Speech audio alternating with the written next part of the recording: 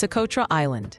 As if from another world, deep in the Indian Ocean lies a hidden secret, an extraordinary island named Socotra. It seems to have stepped out of the realm of legends, and with its exceptional biodiversity and enchanting landscapes, it captivates every traveler. Journeying to Socotra is a trip back in time to an unknown world. You step into a land that hosts over 300 species of indigenous plants and animals. Species that are found nowhere else in the world. Dragon blood trees with their peculiar appearance, bottle trees with swollen trunks, and colorful succulents are just some of the botanical wonders of this island. Ancient caves, pristine beaches, and coral reefs have bestowed breathtaking beauty upon this island. But Socotra is not only famous for its unique nature. Warm and hospitable people with rich cultural traditions and customs inhabit this island. Traveling to Socotra is an opportunity to experience traditional life and become acquainted with Yemen's rich culture. Despite all its beauty, Socotra faces numerous challenges. Climate change, war, and insecurity have endangered this lost paradise. Protecting Socotra is a universal duty. By traveling to this island and sharing its beauty, we can contribute to preserving this natural treasure for future generations. So, if you're looking for an exciting and unforgettable journey, Socotra awaits you. Step into another world and discover its unparalleled wonders today. People live in various geographical regions, each with its own unique characteristics and lifestyle. When we talk about the Arabian Peninsula or Arab countries, what comes to mind first? I'm sure for many of you, issues related to the Islamic religion, oil and gas reserves, or luxurious lifestyles come to mind, leading most people to imagine that all countries in the Arabian Peninsula live in prosperity and comfort. However, this is not entirely true, as in the southernmost point of this geography, there is a country called Yemen, which many countries may not even recognize. Yemen, the second largest country in this peninsula after Saudi Arabia, is consistently referred to as the poorest country in the Middle East. This country bears no resemblance to the oil-rich countries of the peninsula, and, unlike its Arab brothers, it lacks abundant wealth resources. If you are asked why, despite being an Arab and Muslim country like its neighbors, Yemen suffers from poverty, war, and disorder, stay with us to find the answers to these questions. Yemen is situated in southwestern Asia, at the southern end of the Arabian Peninsula. This country shares borders with Oman to the east and Saudi Arabia to the north. Yemen is positioned at the entrance of the Bab el-Mandeb Strait, which is one of the busiest and most strategically important maritime transit routes in the world, highlighting the strategic position of this country. Yemen covers an area of 528,000 square kilometers. In this land, 33 million people live, which, compared to its area, can be considered a densely populated region. The official language of this country is Arabic, with 99% of the population being Muslims. Additionally, like other countries in the region, this country is rich in oil resources. However, due to unfavorable conditions, it cannot fully benefit from these resources.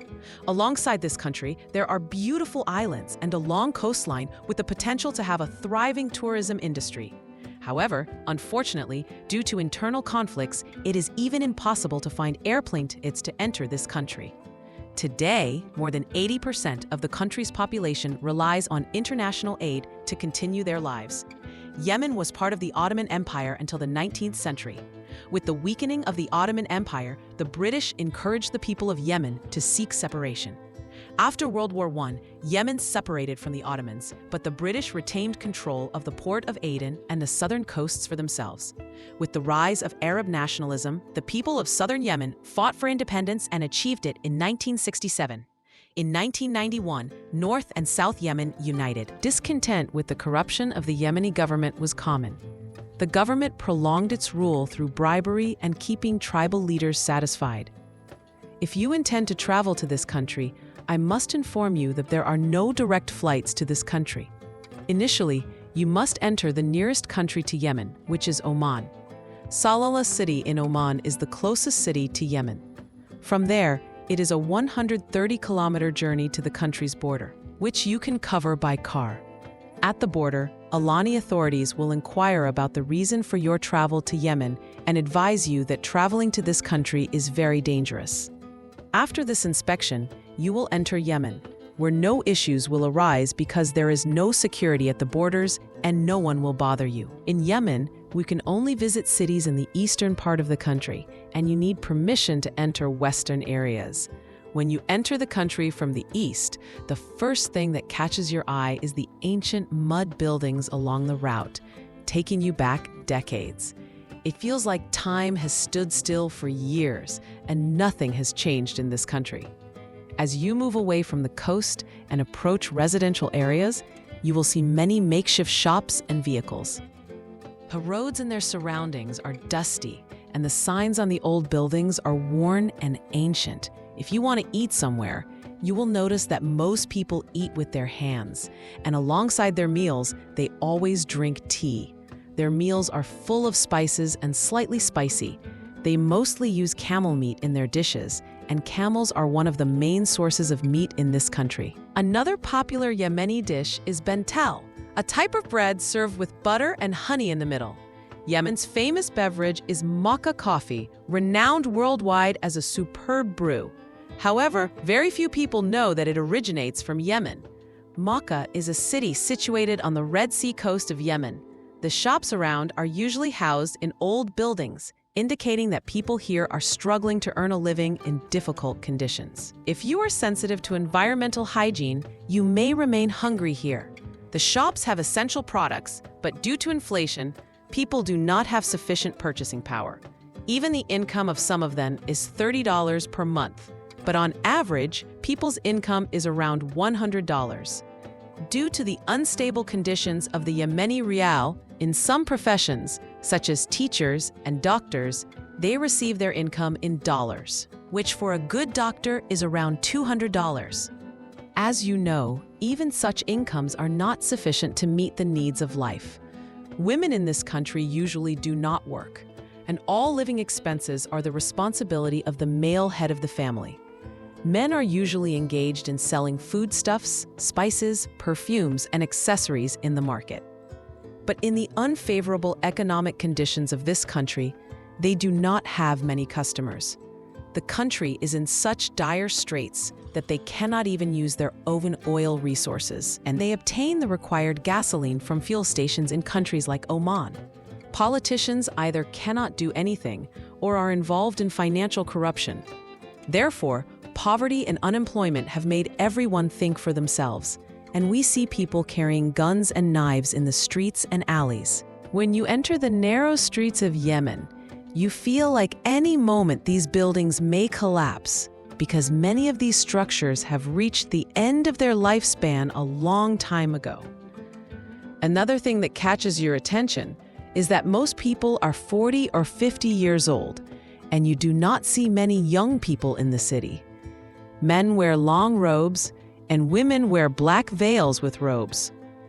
This is a male-dominated society, and you do not see many women at the societal level.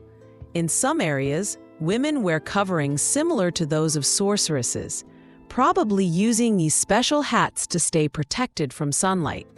In Yemen, the streets have turned into garbage dumps. Wherever you go in the country, in cities, you see a lot of garbage. This issue alone reflects the state of infrastructure and governance in the country. Internal conflict in Yemen has led to famine for 17 million Yemenis.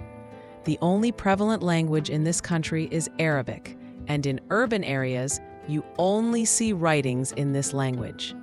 This means that if you are not familiar with the Arabic language in this country, you will encounter difficulties. There is no public transportation system here, and you don't see any buses for commuting.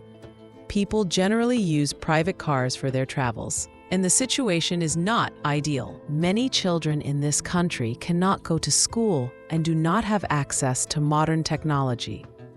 Their only entertainment is playing in the streets.